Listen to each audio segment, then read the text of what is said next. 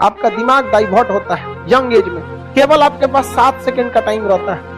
आपका मन किया मोबाइल, देखिए दिमाग आपके दो हिस्सा, एक आपको सही बताता है, एक गड़बड़ बताता है, लेकिन गड़बड़ वाला हावी हो जाता है। आप उसको हावी मत होने दीजिए, 7 सेकंड के अंदर हावी हो जाएगा। जैसे आप मोबाइल चला रहे हैं, आपको कहेगा अरे थोड़ा पढ़ते हैं, ये आपका अच्छा दिमाग, और एक कहेगा थोड़ा सा और घसका के स्क्रॉल करके देख लेते हैं, बस घसका देते हैं आप। समझ गए? आपके पास कितना टाइम है? नहीं नहीं तो नहीं।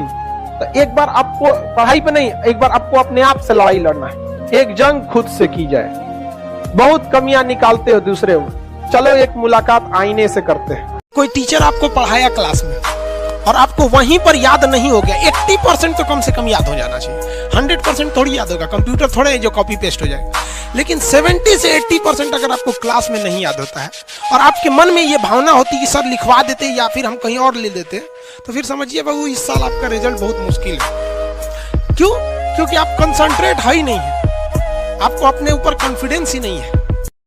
देखिए 97% लोग जो है ना वो थक के किसी काम को छोड़ देते हैं और जिंदगी भर उन 3% लोगों के लिए काम करने लगते हैं जो कभी भी हार नहीं मानते। मेहनत बता देता है कि परिणाम कैसे मिलेगा, वरना परिणाम तो बताता ही है कि आपका मेहनत कैसा। बाबू एक चीज याद रखो, दूसरे के पास रखा हुआ धन और किताब में लिखी गई विद्या, ये कभी आपको जरूरत पड़ने पे काम आएगा ही नहीं आएगा। मान लीजिए हमारा ही पैसा है किसी मित्र के पास रखा हुआ, हमको इमरजेंसी आ गया, काम नहीं आएगा। वो जो मेरे जेब में है वही काम आएगा। और विद्या जो किताब और नोट्स में लिखी गई, ये कभी काम नहीं आएगा आपकी जरूरत पड़ने पे। एग्जाम में वही काम आएगा जो दिमाग में घुसा हो।